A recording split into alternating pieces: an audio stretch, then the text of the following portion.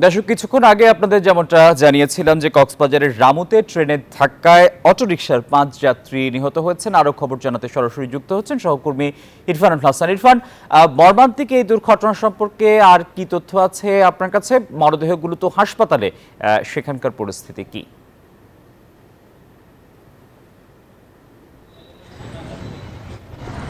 জি টিপু, কক্সবাজারে আসলে এটি অত্যন্ত মর্মান্তিক একটি দুর্ঘটনা ঘটেছে আজকে 2টার দিকে। আসলে কক্সবাজারের রেলপথে একটি সিএনজি পারাপারের সময় এই ঘটনা ঘটেছে। আসলে কিছুক্ষণের মধ্যেই লাশের পর লাশ এই মর্গে এসে জড়ো হবে এবং ইতিমধ্যে আমরা একটি লাশ দেখতে পাচ্ছি মর্গে এসে পৌঁছেছে। তবে কক্সবাজারের যে রেলপথ, এটি শুরু থেকে একেবারে বিপজ্জনক অবস্থা বিরাজ করছিল, যেখানে বিভিন্ন জায়গায় আসলে মানুষজন চলাফেরা করে কিংবা গাড়ি যাতায়াত করে। সেই জায়গায় রেল কর্তৃপক্ষ এখন পর্যন্ত কোনো ধরনের লাল পতাকা কিংবা সেখানে গার্ড রাখার মতো সেই ব্যবস্থা এখন পর্যন্ত আসলে করেনি, যার ফলে যেটি হচ্ছে, এর আগেও বেশ কয়েকটি দুর্ঘটনা সংঘটিত হয়েছে।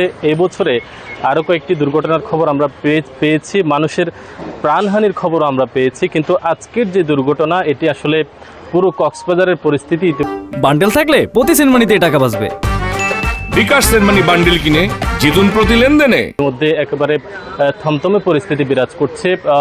যে রেলে দুর্ঘটনা সংঘটিত হয়েছে সেখানে 5 জন মারা যাওয়ার পরে পরবর্তী একটি রেল কক্সবাজার থেকে ঢাকা যাওয়ার পথে উত্তেজিত জনতা ইতিমধ্যে সেখানে আটকে দিয়েছে এবং পুলিশ গিয়ে আসলে সেখানে কিছুটা পরিস্থিতি নিয়ন্ত্রণ করার চেষ্টা করেছে, কিন্তু পুলিশ চেষ্টা করেও ব্যর্থ হয়। সেখানে যৌথ বাহিনীর একটি টিম সেখানে গিয়ে কাজ করছে। তবে কক্সবাজারের যে রেলপথ, সেটি নিরাপদ রাখার জন্য ইতিমধ্যে বিভিন্ন জায়গা থেকে আসলে আওয়াজ উঠছে এবং বলা হচ্ছে যে রেলপথ, যে কক্সবাজারের যে রেলপথ, সেটি দিন দিন ঝুঁকিপূর্ণ হয়ে উঠছে এবং এই ঝুঁকিপূর্ণ রেলপথে মানুষের যাতায়াতের জন্য, মানুষের প্রাণের নিরাপত্তার জন্য আসলে রেল কর্তৃপক্ষের পক্ষ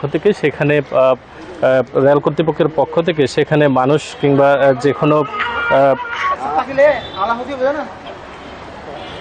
মানুষের রেল পক্ষ থেকে সেখানে আসলে গার্ড দেওয়ার কথা বলছেন সেখানকার স্থানীয়রা। তো এই ছিল কক্সবাজারের যে 5 জনের যে মৃত্যু হয়েছে সেই দুর্ঘটনার সর্বশেষ আপডেট। ফিরে যাচ্ছে স্টুডিওতে।